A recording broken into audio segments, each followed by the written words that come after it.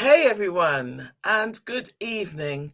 Thank you so much for joining us on this not so bad a day, weather for February. It's been quite lovely today. We had some sunshine up here. So yeah, hi. So have you been re-watching and having a look at all of the lives that have gone past? It's something that I think you'll gain so much more from it if you keep watching over and over, and then the nuggets that don't jump out at you will jump out on the second and third time that you watch it. And also, please share the lives, share the old links as well. So that someone's life will be changed through the information that we are sharing, and it's free. Wonderful. So we had the wonderful Coach Debs last week. And tonight we have got Chiesa back again from the Generalist Company discussing income streams and business startups. In fact, it's called Income Streams Pioneering Business Startups. Now, we're going to have questions at the end, as usual, and our tech team will be posting the Slido link so that you can pre-post and queue your questions for our guest. So next week, we've got the award-winning business coach, Janice Beckles, and she'll be sharing cash flow strategies. That is really one not to be missed. And then on the 26th, so the end of February, by God, hasn't February gone past quicker already? We're already halfway through. So on the 26th, we're going to have what does the Bible say about money and wealth? Oh, there's been such a flurry of activity. We've got Pastor Triumph Gourbardia joining us for that one. We've got Light London leader Nicola Araimi joining us. We've got Delissa joining us from the Bible Brook at the Brook. It's going to be amazing. I'm really looking forward to that. Just sharing with fellow Christians and with fellow faith people what the Bible actually says. You know, we really need to learn how to acknowledge the issues that we are facing. If you don't acknowledge the issues, then you're not actually engaging in the battle, so that we could then strategize, so that we could know what Abraham did to gain his wealth, what Solomon did to gain his wealth. It's all there in between the pages of that great book we call the Bible. So I'm really looking forward to that one. I am going to jump straight in because this live is we're going to try to stick to the hour, because at 8 p.m. we actually have the leaders of the Brook House doing a love clinic. Oh, wow. So I'm up for that one. So I'm going to introduce Chiesa right now from the Generalist Company. Give him a hand. Hey, how you doing? Can't hear you. Is that better? That's much better. Oh, wow. What a rookie mistake from me. Sorry about that. It's all good, mate. It's all good. So I'm going to hand right over to you. Sweet. So I'm going to jump right in because I'm conscious of time. So, yeah, as it was introduced, this live is called Income Streams Pioneering Business Startup. So I'm going to be talking to you about how I started my business, my last business, the merch company, and the business I'm working at now, the Generalist Company, and the journey I took to build it to what was over $250,000 in annual sales per year by the time I was 26 years old. So please ask any questions in the Slido. We'll be keeping an eye out for them, and I will do my best to answer any questions that I have towards the end or at the end of this presentation. So I'll just get started then. So a little bit about me. I'm a former Lewisham young mayor. I'm an entrepreneur, marketer, and a parallel merchandise specialist. I'm from Southeast London, Lewisham. So any of my South Londoners here, put something in the chat so I know who you are. And my journey in entrepreneurship actually started when I left school. So I was one of those kids that I left school, tried to get a job in retail, didn't work out for me. Realized why several months later when I looked at my CV and my date of birth was actually the current year. And I was like, okay, no wonder they think I was born yesterday, literally. So obviously I'm not going to get a job like that. But what I learned about was entrepreneurship. I learned how to take the skills that I had and turn them into an offer, turn them into an income stream, so that whether or not people would give me a job at the age of 16 when I left school, I would still be able to make a living.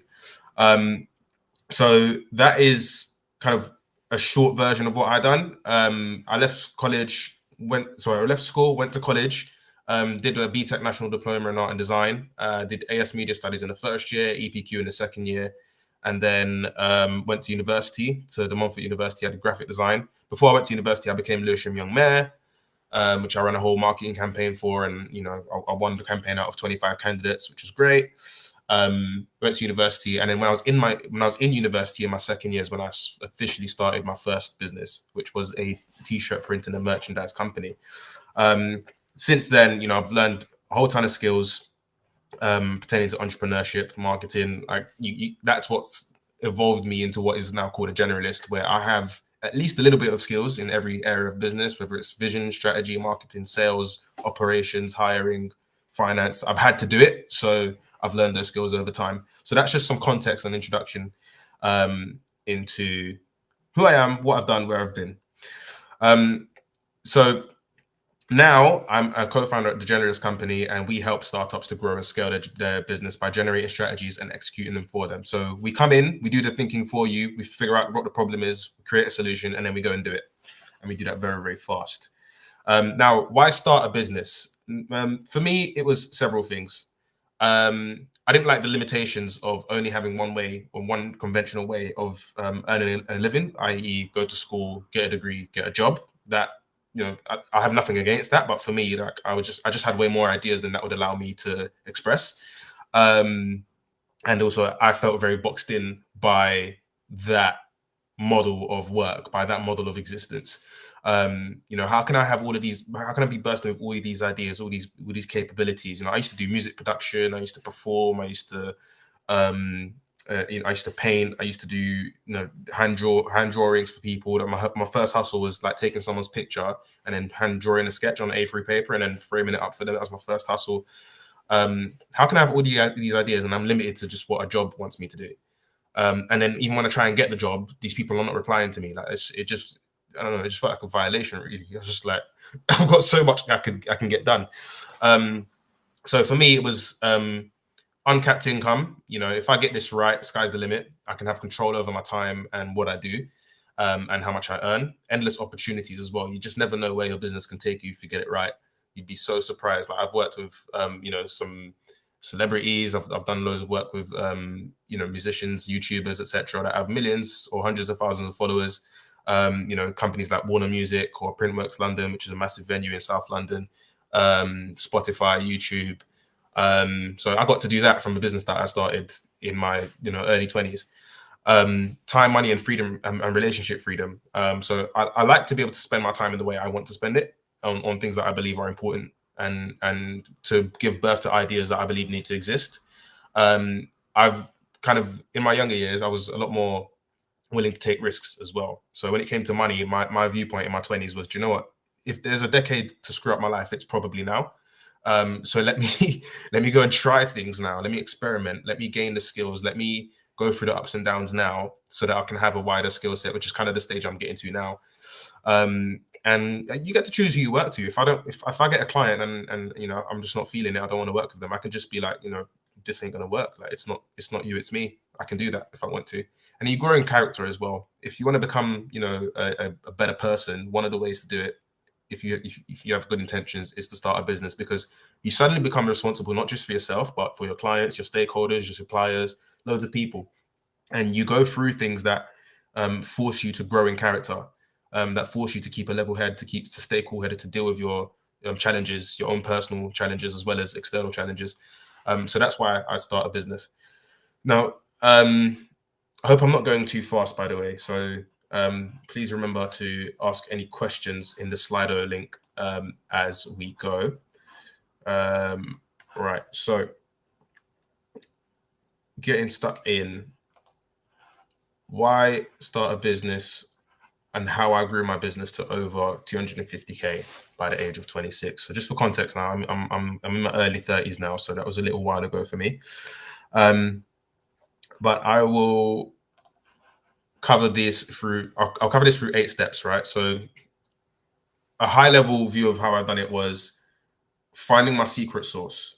So it was really important to really get to understand, what am I uniquely good at? What am I better at doing than at least 80% of the population?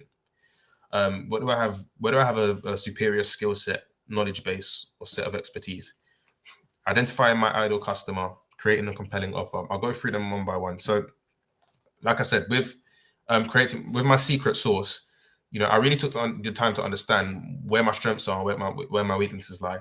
Now, very few people know about clothing, textiles, printing, and merch better than me. Very few people in proportion to the population of the world, right? And I built up that skill set because when I was 16 and I left school, I learned how to design my own t-shirts, and then I just got busy. I created my designs, I printed them up, I got my vinyl cutter, I got someone to teach me how to use it, and I created an income stream from that. And I did that for over a decade. So I got really, really good. Then when I was 19, 20 years old, I learned how to become a middleman, which meant I had to learn more specialist skills along the way. I had to learn about screen printing, DTG printing, embroidery, etc. All these specialist terms in garment printing industry. And then I also learned how to forge connections with suppliers that would give me favorable terms, and then find clients who needed their services and then match the two. And then I now own those relationships. But that's because I had an asymmetrical knowledge base and skill base to my clients. I had a superior knowledge base and skill base to my clients. So when I found that over time, okay, I actually can't take for granted that I know how to do this thing better than most people. And there's people that need it done that can't do it as well as I can without me. So that's where I can fit in. And a lot of you will have that as well. A lot of you are far better, cooks or chefs than I am. A lot of you are far better at, some, forms of pastoral care or working with children. You're better at something than 80% of the population. So I'd encourage you to make a list of what those things are, because that might be your business. And the gap is learning how to turn that secret sauce into a business. The next thing was really identifying who my ideal customer is. Now, again, using the example of, I had a merch company. I used to make t-shirts. Like, I'm wearing a hoodie that I made right now, right? It's got a big print on the back, and this jacket one of my colleagues made for his clothing brand. We're really good at making stuff, but all types of people need stuff made, right? What we had to really nail down is, what is the profile of the person or the business that needs my skill set the most? Who does my skill set fit? When I did this analysis, what I learned was that the people that I tend to work with best are people who I call clothing entrepreneurs. They're people that want to create high quality clothing products that they can then sell at a profit. That could be an individual starting a business. That could be a business that already has a following. So, for instance, TBP merch would have been a perfect client for me, right? Why? Because there's a bag of people at TBP who go to Flames, they go to Convocation, etc. There's an audience there. And what I possessed was the skill set and knowledge on how to turn the demand for merchandise into an income stream. Why was that beneficial for that customer? Because now they can take advantage of having a huge audience or a sizable audience and turn it into an income stream without having to do any additional work. They just need to let us come in and do our thing. So that was an ideal sweet spot for me. There's other customers I could have served, like construction companies. They might have 100 people working on a site and they need some high-vis vests and helmets. There might be chain restaurants. It's another customer profile, but those weren't my ideal. My ideal was people who are selling clothing constantly. Why? Because if you sell out and you're doing well, you're going to come back because you need more, because your business is operating on what I do. So really being super clear on who my audience was made it a lot easier for me to grow my business, and I'll get into that. I'll get into that shortly as well. I'm not going to give that away just yet. The next thing, so I have my secret sauce. I know who my best customers are, and I know through data as well, because anytime I get inquiry forms on my website that I had, I would ask people what industry they're in, and 75% of them were clothing brands, right? So I had the data on it across 800 inquiries. It was undeniable. So it wasn't guesswork. The next thing is a compelling offer. Why would you use my merch company as opposed to anyone else? There's plenty of places you can get a t-shirt made or a hoodie made. So why come to me? Well, the first thing was the quality. I put a lot of time into building up our online presence so that you could see the quality of our product and we can build a reputation. So you knew that if you're a clothing brand, you would come here as opposed to the sort of bog standard mum and pop shop who's going to create a, sort of a less than satisfactory clothing product that you're not proud to sell for, a decent amount for a profit, right? You would come to me because you want to create something that is really on point. Also, you come to me because we could do more complex projects. We can create all kinds of garments. We can source products and print on them, or we can custom make them. So this is a custom made jacket that was made in, I think, Pakistan or China. I'll have to ask my colleague. We can create, the Velcro patches, and we can do all sorts of things that a standard print shop can't do. Fast turnarounds as well. So there was times where people would come to me and say, I need 400 t-shirts in 5 days, and I'd get out my time machine and make it happen. Custom labeling.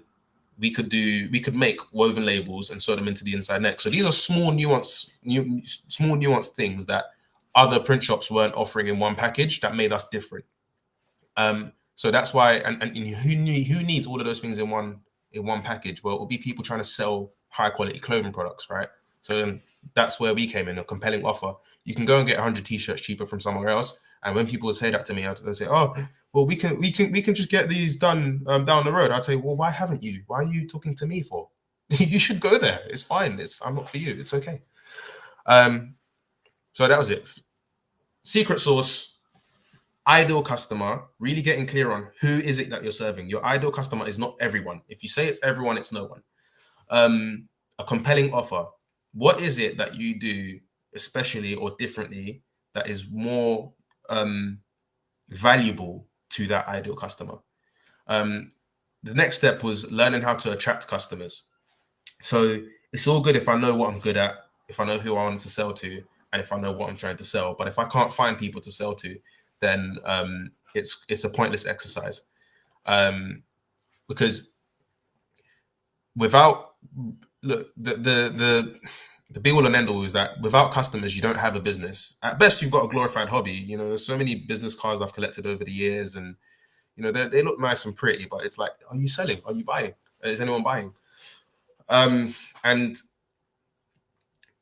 once you've really got clear on what you're good at, who your customer is, and what you're selling, the next thing you really need to establish is, where do you find them? Where do you find groups of people, or how do you get the attention of groups of people who want or need what you're offering and will recognize that you're the best person for the job that they can find? Now, for me, what really worked beyond word of mouth was Instagram ads, right? My audience was people who I call clothing entrepreneurs, people who were, interested in streetwear, fashion, that sort of thing. Where do they live? Instagram. Why? Because Instagram is a very visual platform. So I learned how to create paid advertising. I learned how to create paid ads that would reach thousands of people very quickly in a very scalable way, and then attract them to my Instagram page. And then when those people would find my Instagram page, they would then scroll. There was a whole journey that they went through. I really planned out, like, what experience are you going to have between not knowing who I am and needing me, and then knowing who I am and recognizing that you need me. And for me, that was Instagram, because that's where my audience lived. So I learned how to run really compelling Instagram ads that got people's attention. It directed them to our Instagram page. Then typically what would happen is they would scroll, they would look down the page, and they'd see comments, and they would see really nice photos of our work, and they'd see videos, and me demonstrating how I did certain things, and educational content as well. Sometimes you don't always need to be selling people something. Sometimes you just need to talk about what you do. I would just talk about things like how to create a t-shirt mock-up for your brand, because a lot of people who want to start clothing brands just didn't know how to do that. And I took for granted that actually this comes quite easily to me. This is content. So I would then demonstrate that loads of people trust us. that we can produce good quality work, and we know what we're talking about, all before they've even spoken to me. So they'd come to our page, then they'd send a DM, and then we would encourage them to fill out an inquiry form, and then we'd either call them or email them back, give them a quote, close the deal. But that's how we attracted customers. We just kept creating content that they found useful, that made us personable, and built trust. And we did that over time. And I built the page to about 17,000 followers by year 2 or 3, by year 3. And that was my thing. I kept it simple. I found one channel that worked, one channel that just brought me customers, and I just pressed on it for years. It was as simple as that. It was like switching on a tap. So next, what I call finding a starving crowd. So kind of leading on from the last point, once I had found out what I was really good at, learned who my customer was, created an offer that was compelling to them, and then learn how to attract them, I had to really focus on a starving crowd. And a starving crowd, what I mean by that is, imagine an event that we've recently. Imagine we were all at Convocation or Elder Juanita Bynum's event, right? And it's late, and barely any of the shops are open, but there's a hot dog stand there. So if you want water or food before you get in the car or the train to go home, you need to eat something, right? Well, that hot dog stand owner now has a starving crowd. Now he's got a queue of people waiting to buy from him. That means that he can charge, almost what he wants. He can charge probably above market. So where a bottle of water would normally be £1, it's now £3 because no one else is selling at this time. Where a hot dog would normally be £3, it might be £8 because, dude, you're hungry and it's 11:45 p.m. Like, what else are you gonna do? Or when you go to festivals or places like that, what festivals often do is they say, well, look, like you can only really get food from the stands that are in there. You can't leave, or if you leave, you can't get back in. So you need to pay. Sorry, man, like rice, stewed chicken, rice and peas are £15 now. Sorry, like it is what it is. But when you've got, what I mean by a starving crowd is the people that you're selling to have an urgent need and they don't have many options or solutions. So in my case, a starving crowd would be someone who comes to me and says, I need 400 t-shirts and I need them done yesterday or in 4 days. And now, because of that time element, you've got less options available, and I can then charge express fees, not because I'm greedy, but because you want me to make a promise and a commitment to you, which is a risk for me. If I make a guarantee to you that you're going to have something on a certain day and it doesn't work out for some reason, then my neck is on the line. So I can charge express fees. And then my thing can be, look, you don't actually have time to go and shop around. So this is my quote, this is my price.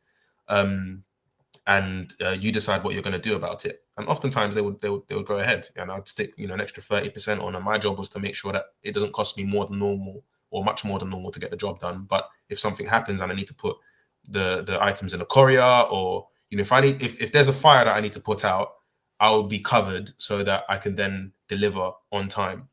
But regardless, because people would come to me and they need something urgently for whatever reason, i.e. they've got an event or they're going on tour, starving, absolutely starving, famished. And it was great because then it's not even really a negotiation. It's like, here's a solution. It's your decision whether to go forward with the solution or not. And for me, what really worked with finding a starving crowd was just building the brand over time. Because when you've got trust, and the thing is, trust is the gap between people deciding to buy from you or not, or to do anything with you. You might have a good proposition, but if people don't trust you, then they won't do anything about it. Then you start to get ghosted. They curve you. They don't want to. They'll start to give you excuses. It just gets really dark. So that's one of the things I learned how to do very, very well. Attract people who need me urgently. If you need me urgently and you need me now, and I save the day for you, even if you don't come back to me as a customer, you're going to talk about me to other people. So that's that. That's what I learned how to do very well. Just learn how to deliver. moving on to the next step, building up systems and operations. I couldn't build that business on my own. I couldn't be one person doing what I was doing. So what I needed to learn how to do was a few things. One was build step-by-step systems that I could use to really operationalize the business and make it streamlined. Because if you don't have a system or a process, if you don't have a step-by-step, this is how we do things. So for instance, for me, it was give the customer a quote, prepare a job spec for them to approve. Why? Because when you've approved the job spec, we both got on file, we've both got on record, we've got an audit trail for you, of you saying that you've agreed to X, Y, and Z, these products being delivered and these services being provided. That way, it protects us as a business from people saying that, well, people making claims that we delivered something they didn't ask for, because it's all on record. And it also protects us from our suppliers screwing up, because we can say to them, well, look, like what you've produced isn't what's on the spec, so you have to produce it. It's not coming out of our pocket, right? Having that step-by-step process of quote, payment, job spec, sample approval, production, delivery. That was it. Made it easy for us to explain to our customers what we do and how we work. And it also made it easy to train staff members coming in. Because if you've got a step-by-step process, you can now turn that into what's called an SOP, a standard operating procedure. You can video record them, you can write them up, and you can train team members on them. And ideally, you want people that have at least half a brain. That, when I say half a brain, I just mean like a skill set or they have a way of thinking that it makes them teachable and they have a disposition towards being able to perform that certain operational task. By having a system, it meant that talking to customers about what we do is easier, and it meant training staff is easier. And then building operations around that became more scalable, because so long as you just follow these steps, then things should go well. And if something's not going well, we measure it. We measure what's our percentage of, out of 100 items, how many items are defective. And ideally, we want that percentage to go down over time. Or how quickly are we doing orders? How profitable are we? But by building systems, you can create structure. You can create a way that allows you to really become an entrepreneur as opposed to a business owner or a self-employed person. You want to, there's this term of you want to work on the business and not in the business. And the way that you get away from working in the business, which is what a lot of entrepreneurs, founders, small business owners end up in, they end up in the cycle of doing everything, spinning the plates. They're on the hamster wheel all the time. The way you get out of that is one of the ways is through building robust systems. A system is going to allow you to create additional capacity where, I have a friend that runs an events company and he runs like 16 events every weekend. How does he do that? He's one man. He can't be in 16 places. It's because he has systems and operations. So I learned how to condense my process into a very simple format that I could then teach other people, so that I could free myself to do other things in the business, i.e. growth. So once you've got your secret sauce, once you've got your ideal customer, a compelling offer, a way to get those customers, and a way to get people who actually want to do business with you and need you, you need to create a scalable way for your business to deliver to them. There's a difference between you being the person to deliver and your business being the operation that delivers. It's one thing for you to be a really good chef or a good cook. It's another thing for you to be able to organize an event where 120 people are being served food in a timely manner. That's a different skill set entirely. So, by the way, any questions, please use Slido. Any comments, please put them in the chat. I would love to know how I'm doing, and if this is helpful. If this has been helpful so far, please put a thumbs up in the chat so I know. I really want to make sure that you're getting value from this, and we've got time to answer questions at the end. So next, recruiting an A team, because you can have all the systems and operations in the world, but you on your own cannot do it, right? You on your own can only go so far. And I remember hitting the point. I remember the first time I did £25,000 in sales in 1 month. And it was like, what was strange about that for me was, the year before I was really just figuring things out. And then I found this biting point that just really worked. It was running the ads, getting an inquiry form, doing a quote, closing the deal. I was like, oh, it works. Yes, this is great. Bear in mind, I was a year back into living. I was a year into living back in London because I lived in Leicester. I did my master's at university, and then I came back to London. So within a year, I'd come back to London. I was figuring this thing out. I was still this kid in my mum's in my mum's house. I was living in my mum's house in a bedroom in there. I'm just like, this is mental. Like, how did I figure out how to make that sort of money as this little black boy from South London in his mum's house? This is mad. And I've obviously got something here that people want. I've figured something out, and I can't. I want to grow more, but I can't do it on my own. This is too much work. So then I looked at starting to recruit people. So I identified what job roles I needed to create. And really how you do that is you look at where the bottlenecks are in your operation. So when you hit a certain point in your growth journey, you're going to hit a point where you're going to struggle to grow more. It's going to cause more stress, and it's really going to test you and the business. And and all of a sudden you're working 14-hour days, and your phone's going off left, right, and center. Your phone is doing backflips. You're having dreams about emails. It really starts to get mad. And you need to offload it. But before you hire anyone, you need to figure out a few things. One is you need to figure out where your bottleneck is, right? A bottleneck is a point of constriction, where an operation is being slowed down. There's one operation that's slowing down the rest of the business. So for instance, an example of a bottleneck is if you're delivering a product or service and you only have the capacity to deliver 10 units of that product or service within a week, right? But now you've got demand of 30 units of that product or service within a week. You can only deliver 10, but you're being requested 30. And if you don't solve this bottleneck very quickly, you're losing opportunities to grow your business. That's a bottleneck. I hope that's clear. Please put another thumbs up in the chat if that's clear. One of the ways to solve the bottleneck is by creating a system. Another way is to hire the right people to solve it for you. So what I did was I hired people, 2 production managers, because that was the point of my business that was eating up a lot of my time. A lot of my time was going into really going into delivering the service once I closed the deals. And it's like, okay, well, I can only speak to so many new customers on the phone, and I can only deliver so many orders by myself. And what I'm doing if I'm delivering orders is losing opportunities to make more money. But what I'm doing if I'm making more money is not serving my customers properly. So what do? I need to get competent people in to then do one of those 2 things for me. Now, I was the best salesperson in the business because all the money was brought in by me at that time. So I said, okay, well, the least risky thing to do in this situation to solve this bottleneck is to put some production managers in there who have capabilities that are beyond mine. So I hired 2 people to take care of the delivery side for me, so that I could then go and focus on more growth of the business, because there was already a proposition. I knew that it would work, and I kept a lot of data. I knew that 1/3 of everyone who inquires with me turns into a customer. I had data for 2 years at this point. 1/3.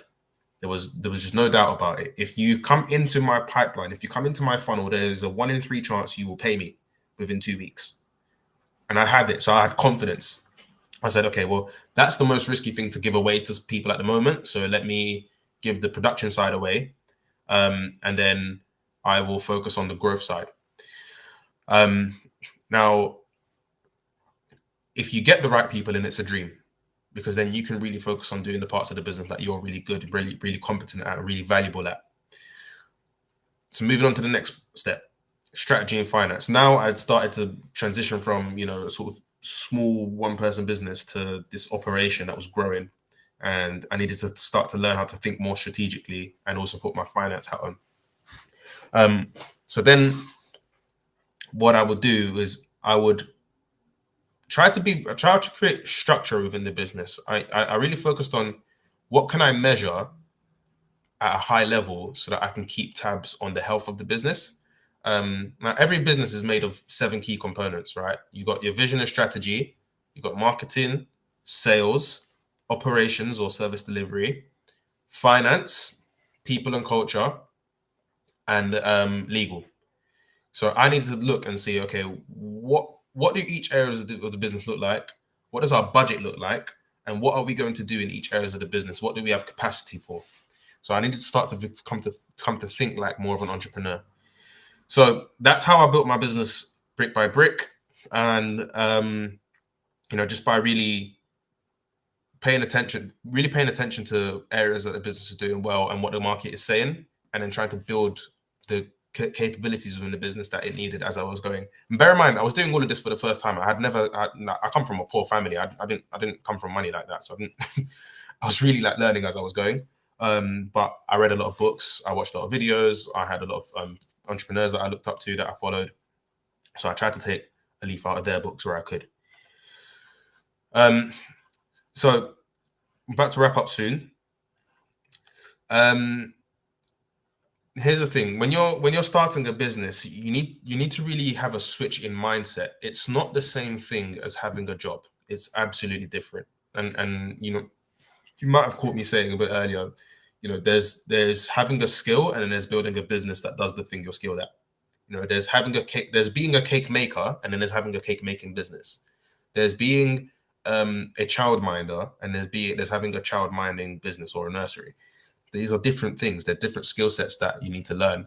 And what you have to really understand is you have to see your business as a separate entity to you. You need to look at it as an operation that is separate to you. Think about McDonald's, right? Ray Kroc, who's the founder of McDonald's, it was really the McDonald's brothers. But anyway, Ray Kroc, he couldn't possibly be physically in all the McDonald's stores. And the same goes for any franchise. They needed a set of systems and operations that people could be employed to perform to create the outcome, which is McDonald's and get served chips in 5 minutes. So, and that mindset is very different. It's a very, you have to come with a mindset of growth. You have to come with a mindset of really looking at it as, how do I build this machine, as opposed to how do I get all of these things done? How do I learn the skills that it takes to build that machine? So my key entrepreneurial mindset framework is, that one, most things are figure outable. Because when you're starting a business, you're going to be thrown challenges all the time that you didn't foresee, and you don't know how. Like, when you're given the challenge, you're not going to know how to solve it. And what you need to get really good at is solving foreign challenges very quickly and being comfortable with that. You need to learn how to get very comfortable with doing things that are uncomfortable, that really take you out of your comfort zone, and force you to acquire new skills and solve them. But you will be better for it. But whatever it is, don't be disheartened by challenges that come your way. Figure them out, solve them. They are solvable. You just got to put your mind to it. Next thing is, the system is the solution. It's systems that run your business and people, right? But if you've got good people and bad systems, then it's a matter of time until things collapse, right? You're gonna go through some issues. If you've got good systems and bad people, the culture of your business is going to be toxic, and you're going to encounter a whole different bag of issues. You're going to have, customers will have bad experiences. Your best team members might leave. Or team members who aren't necessarily the most skilled, but they're still good, might leave because your best team members, the highly skilled ones, aren't nice to them. They don't play nice with the other kids. So really ensure that you're looking at it from a systematic perspective. And if you've got good systems, then the input, whatever the input is, the output should be positive. Next thing is, ask really good who questions. Often the solution to whatever challenge is thrown at you is a who question. Who can do this for me? Who can make an introduction? Who can teach me how to do this? Who needs my services right now? Where do I find them? You'd be surprised what you can solve if you just ask the right who questions. And then overcoming limiting beliefs. Challenge beliefs that you have. I had a client that I was consulting with that thought that he couldn't make, $250,000 in sales for his wedding and videography company. I broke down the numbers to him. I said, listen, you've been self-employed full-time 1 year. You've made 60 grand in sales in your first year as an independent videographer, which is great. Why do you think you can't do that? Like, people are getting married all the time in the UK. What makes you think you can't do $250,000? Broke down the numbers to him on one of my big spreadsheets. And he goes, oh, wait, I didn't realize that. But now you show me the numbers, I know I can actually do it. So those are my sort of entrepreneurial mindsets that I'm giving to you that you should adopt if you want to go into business for yourself. Lastly, common pitfalls to avoid. Sorry. So, first one, not aligning roles properly. You need to make sure that the right people in your business are doing the right thing, right? If you've got people who aren't necessarily that good at public speaking, but they're amazing at customer service and all the things that happen in the back end, or they're great at administration, you need to put them there. Don't have people in your business doing things that they're not qualified for or they're not competent at. Second pitfall, not gathering data. What's not measured isn't managed. I used to gather data on as much as I possibly could. How many inquiries I got, how much website traffic, how much revenue I was generating, the ratio of revenue, the ratio of cash I was collecting to revenue. I tried to get as much data as I could, but the important data. Third thing, lack of clarity.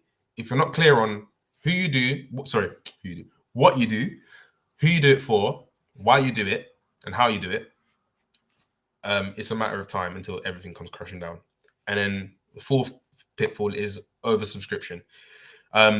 If you're oversubscribed and you can't deliver on what's on the demand, if you don't find a way to resolve that very quickly, you could end up burning your reputation. You could end up burning out as an individual, and then you end up having to start again from scratch. So that's been my presentation, as it were, or my talk to you, my little group coaching session with you all. Income streams, pioneering business startups. I hope that's been useful. We've left some time for some questions, so I would love to hear if you have any questions, if you have any insights that you want to gather, or if you have anything that you would like to share with us.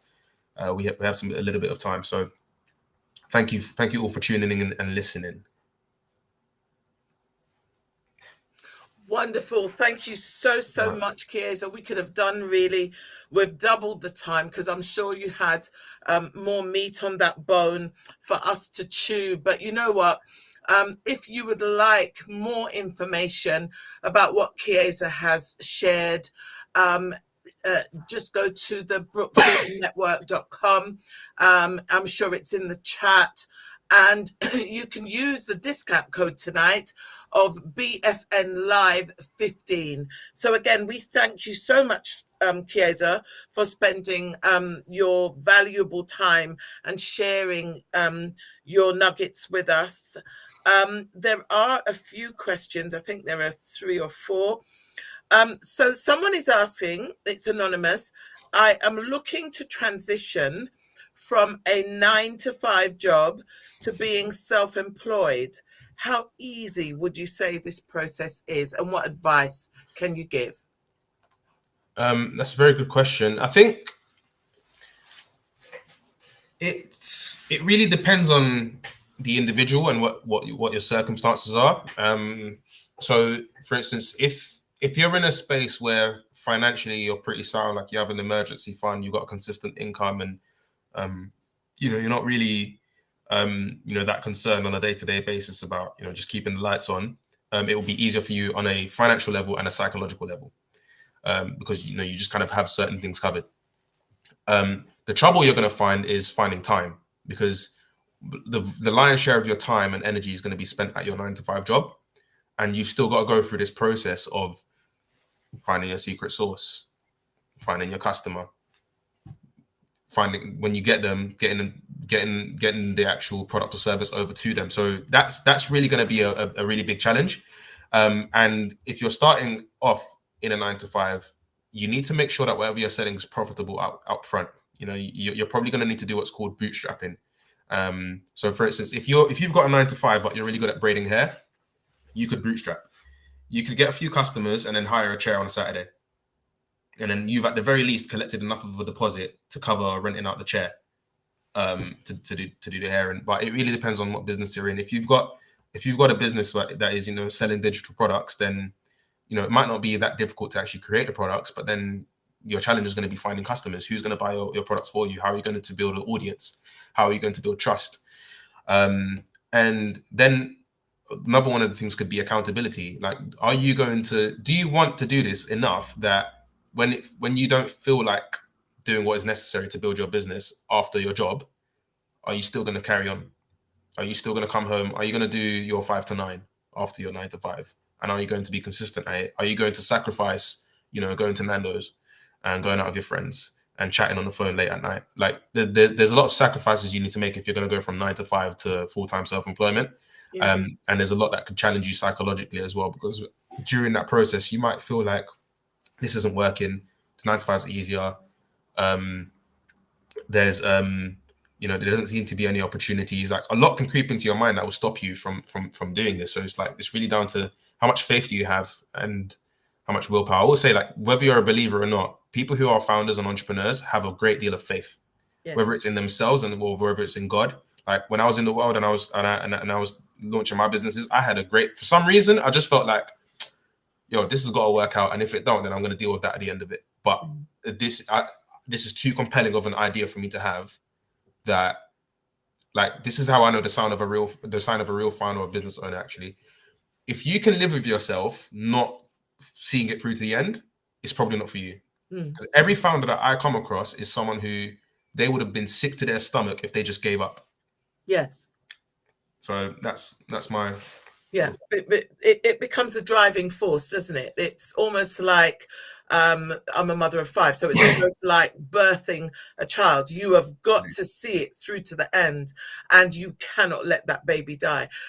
When you transition, you've got to also know, do you have overheads that you have to cover, regular overheads? Because running your own business, I'm telling you right at the beginning, may not mean that you will get that stream flowing at all. So you're going to have I'm Jamaican. My mother used to say backative. You have to have backative money.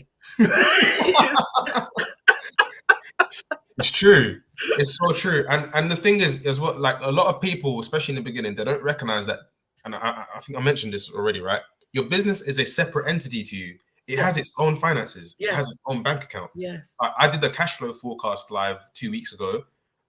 Try now, I've got a version of that for your business, I've got 2. Like, even for me, like, as a self-employed person, my personal accounts and my business accounts are different. My business overheads are different to my personal ones. Like, and then you have to get into the mindset of that. You have to get into its own living organism. Yes, it is. And in the beginning, it is like a child. Like, it needs you to be there 24/7, for its waking hours, because no one else is there. You need to need spoon feeding. Yeah, it needs it, and if you're not prepared to do that and see it through to the end, where it can stand on its own 2 feet and at least walk, I really say, I used to actually tell people, when it comes to business, I'm a demotivational speaker. I will tell you not to do it before I tell you to do it. Yeah, and if you still don't listen to me, it might be for you. But if you're going to go 9 to 5 to full-time self-employed, be prepared that you're going to be working more, yes, for a period of time, and be okay with that. Yeah, because at the end of it, when people and systems are doing the work for you, then it's sweet. But you don't deserve that if you don't go through the earlier part. If you don't go through the motions yourself, and not only that, even if, like, for instance, I used to make wedding dresses, right? And yes, I can sew, and yes, I've done all of that, but my best time wasn't actually spent doing the sewing. So I would employ people to actually do that. But what happens if my seamstress, as skilled as they are, makes a tragic mistake? I've got to be able to see that mistake. I've got to know what they know, even if they know how to do it better than I do. And that's the thing when it comes to being self-employed. And also, there's no one to mop your forehead. When you're sick, you still got to go into work. You still got to supply to your customer. There is no sick day. So you've got to be a pioneer, really. You've got to be a mountain climber to become self-employed. It's very different to a 9 to 5. And just the last point as well, one of the things I really, really had to learn, and I wish I learned it sooner, is that when you become a business owner and things start to work, the second biggest skill you have to have is recruitment. Yeah. You need to learn how to identify the projects, tasks, and roles that need to be fulfilled in your business, and you need to get the right people to fill those roles quickly. And if you get recruitment wrong, you're finished. you're absolutely finished. Because even if the person's doing a good job, they might bring a toxic culture into your organization that they don't fit there. Yeah. Right. If you don't get recruitment right, then you risk bad outcomes for your clients or customers, or negative outcomes, unsatisfactory outcomes. You risk toxic work cultures. You might have someone who's they're good at the job, but they're always late. And so they let you down, and then it affects your reputation and your mental health. Because here's the thing: they're gonna make all these mistakes, and they still want to get paid on payday. You know, they're still on the 25th of the month. They're still gonna message you at 9 a.m. like, "Oh, what time?" Yeah. But then if you say to them, "Listen, like, you need to replace that wedding dress. It cost me £300. That mistake that you made." Oh, what? Yeah. So, Is it covered by insurance? Yeah. all of that. Yeah. So, you know, if you don't get really good at recruitment, taking people through a process of really getting to assess who they are as a character and how their skills are. Some people might have really good character and the skills aren't there yet, but you can teach them. Yeah. But you can't teach them character. No. So if they got really good skills and bad character, then you know you're going to make a bad hire, and that is going to set you back. So you need to get very, very good at recruitment. Yeah. And what would you say about using platforms like Fiverr? I use it. I used it today.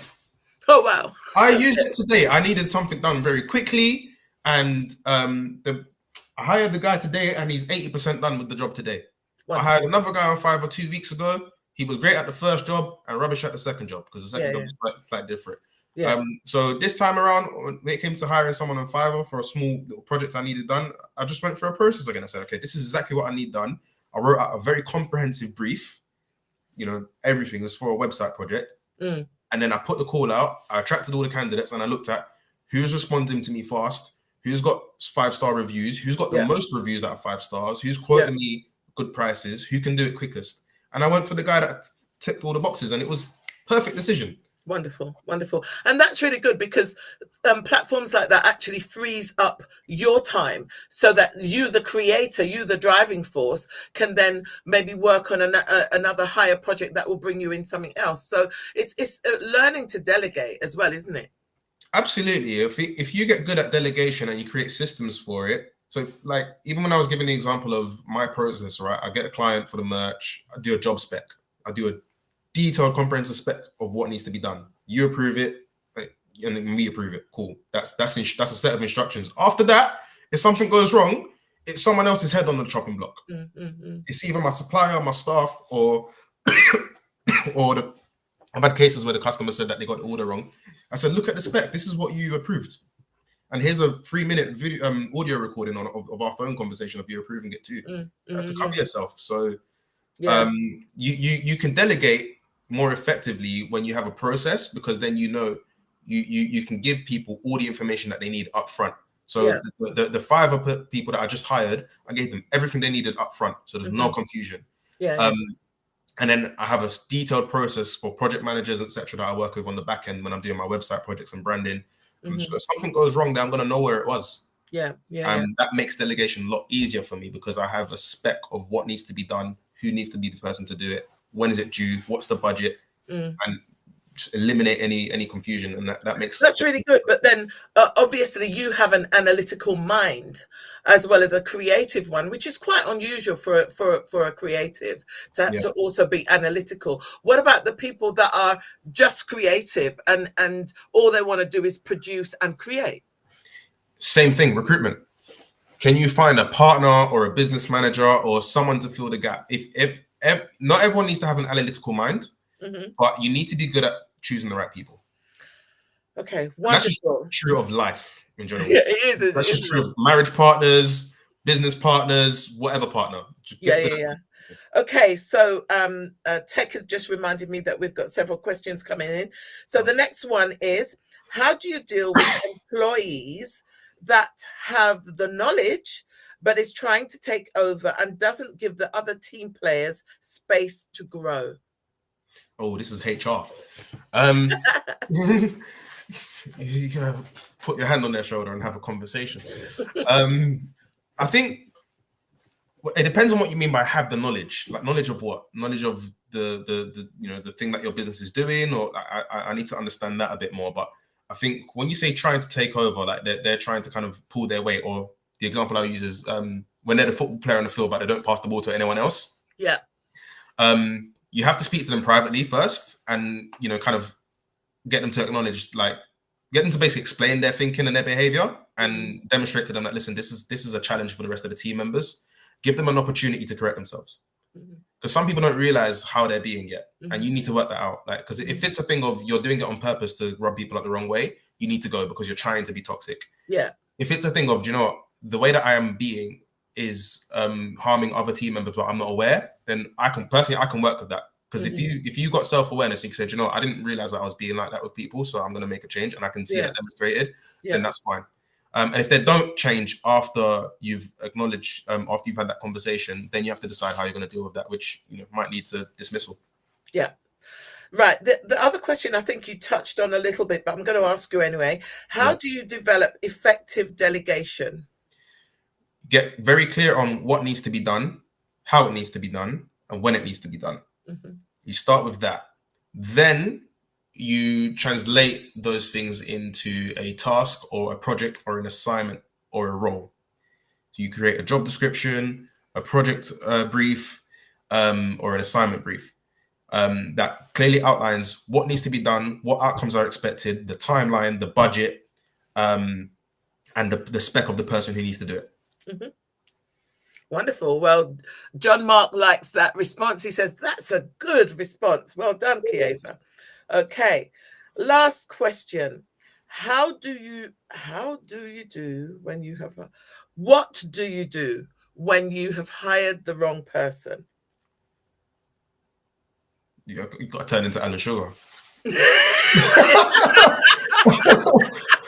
You're fired. Yeah, I think. Well, the thing is, with so much legislation these days, it's not easy to be an Alan Sugar. You got to get in front of that. I mean, okay, have you hired them as a 0 hours employee? Have you hired them as a part-time, full-time employee? What did your contract say? What were the notice periods? Are they a freelance contractor? The thing with freelance contractors, they might cost you more, but you don't have as many obligations. That's right. And if you're going to employ anyone, you have to get in front of understanding employment laws. This is one of the responsibilities you pick up. Like, before you were making cakes, now you're hiring people. Sorry, you have to go on gov.uk and learn. You just got to learn. But so long as you get in front of the issue, you're less likely to make that mistake in the first place. If you have hired the wrong person, then again, have a conversation. Just talk to them first about, okay, why this might not have been. I had to have a conversation with one of my staff and say, do you know what, you're great, but this role isn't right for you, and that was my mistake. You haven't run a commercial shop floor factory like this before, and I put you in this situation that is overwhelming. You're a great craftsperson, but you're not the best manager of this situation, and that was my fault. I should have got someone with more experience here. That was a conversation that I had with that person, and that was actually my fault. And they understood it as well, because I saw that, okay, this is causing friction, and we decided to change her role. Yeah. Sometimes you don't always get rid of people; you just realign. You just move them into something else. And then but it depends on why they're the wrong person. Is it because you hired them wrong? Is it because they're doing the wrong role? If you move them somewhere else, they'll thrive there. You got to figure out what it is and have a conversation about it, and then decide what you both want. Yeah. Wonderful. Thank you so much to our guest, Chiesa. It's been wonderful, and the comments have been really lovely. Everyone likes what you're doing and what we've been discussing. If you would like more of this kind of level of information and nuggets to help you, not just in business, but in the business of life, also mindset and so forth, because everything is underpinned with mindset, then please go to brookfreedomnetwork.com.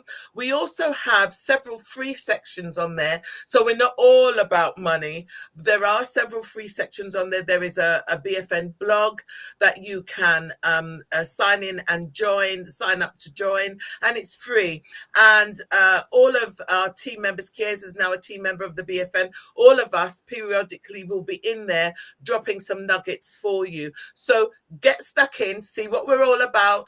Contact us if you would like more information. Remember to use your code BFN Live 15, and we will see you again 7 o'clock next week, the 19th of February, where we will have award-winning business coach, Janice Beckles from B Consultancy. Thank you so much. Good night.